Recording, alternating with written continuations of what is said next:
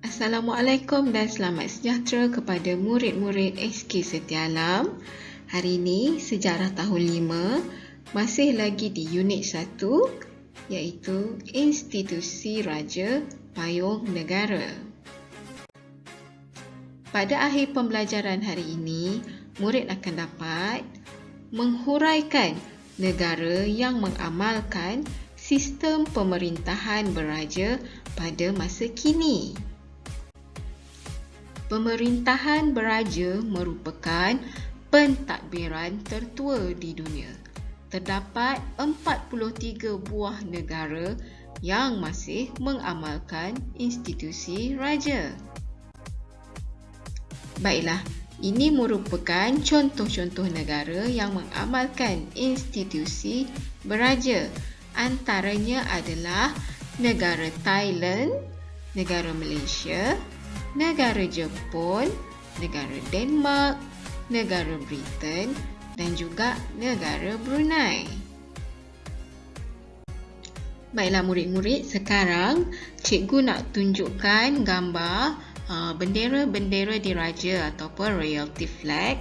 Okey, gambar yang pertama ni, ini merupakan bendera Ratu United Kingdom. Kemudian di bawah ni pula merupakan bendera Ratu Denmark. Okey, yang atas ni pula merupakan bendera Raja Thailand. Yang bawah ni adalah bendera Raja Maghribi. Seterusnya kenalkan. Okey, ini merupakan bendera yang di Pertuan Agong. Okey, ini merupakan bendera yang di Pertuan Agong. Maksudnya negara kita lah, negara Malaysia.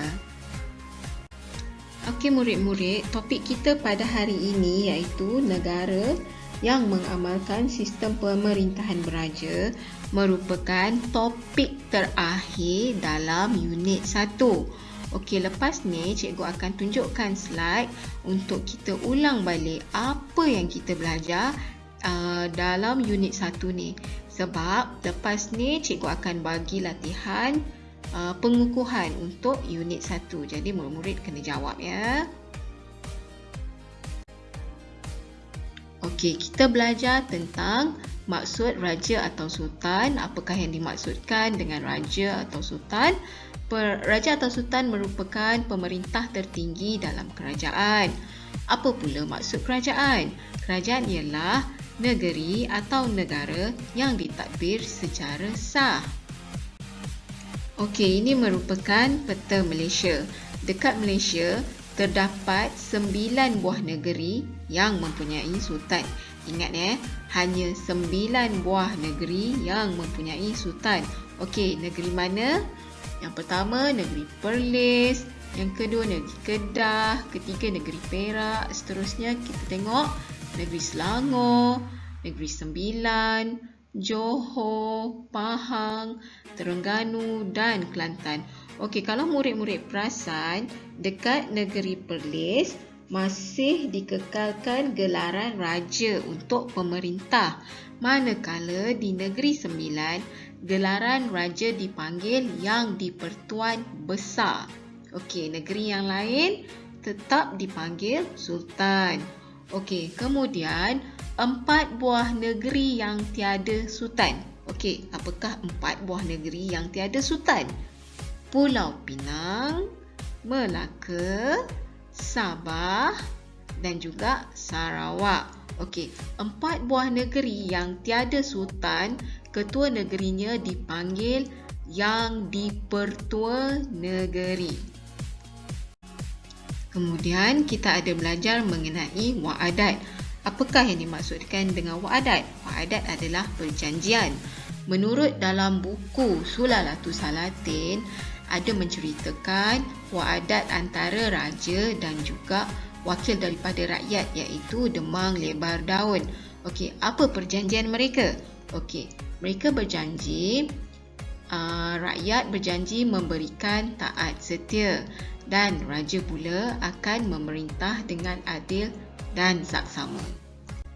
Kita juga ada belajar mengenai maksud daulat dan juga maksud derhaka. Maksud daulat adalah lambang kekuasaan tertinggi raja atau sultan. Manakala maksud derhaka adalah keingkaran rakyat terhadap perintah sultan. Okey, boleh faham kan?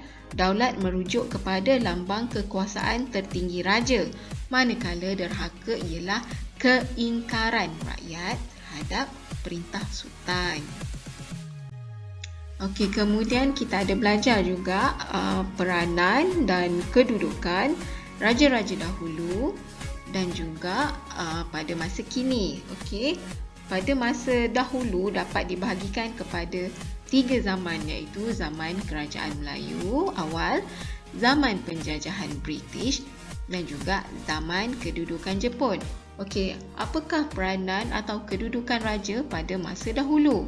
Okey, pada zaman Kerajaan Melayu awal, raja atau sultan ialah ketua kerajaan. Ingat pada zaman Kerajaan Melayu awal, sultan atau raja ialah ketua kerajaan.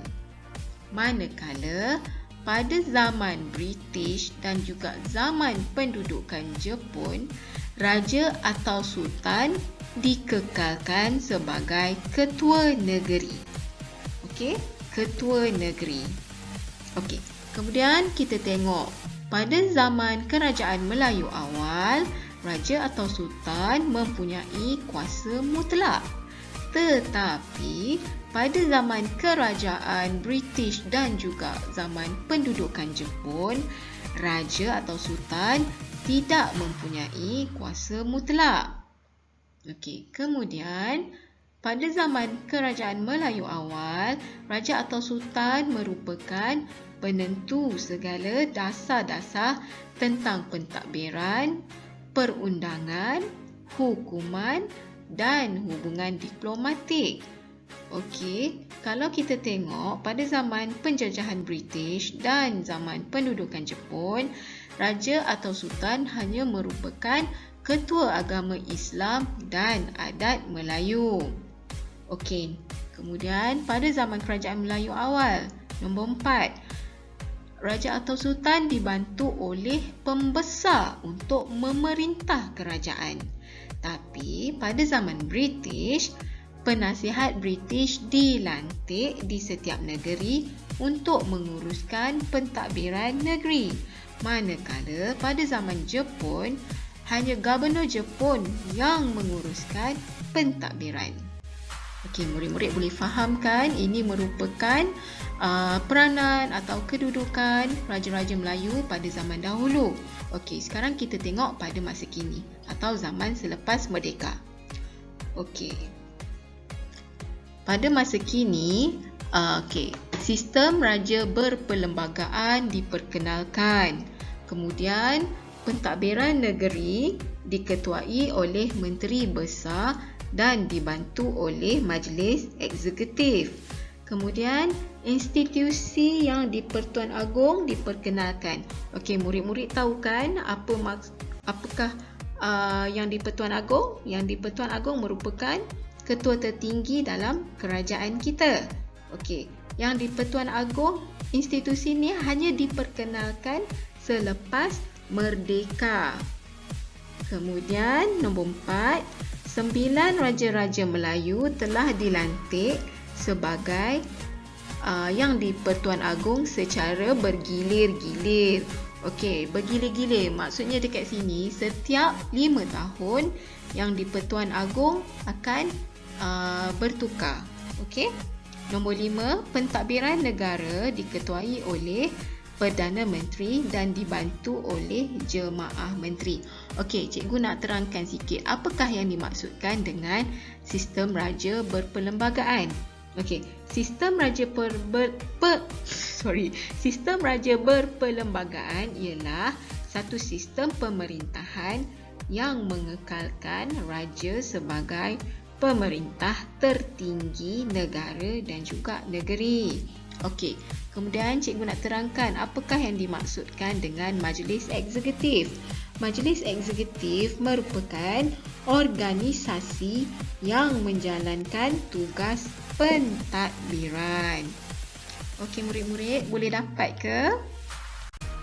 Baiklah murid-murid, itu saja untuk pembelajaran hari ini.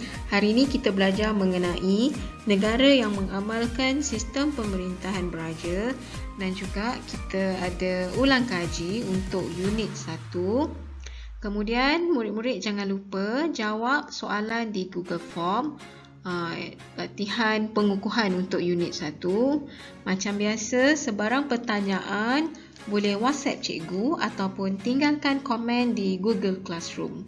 Sekian, terima kasih. Bye.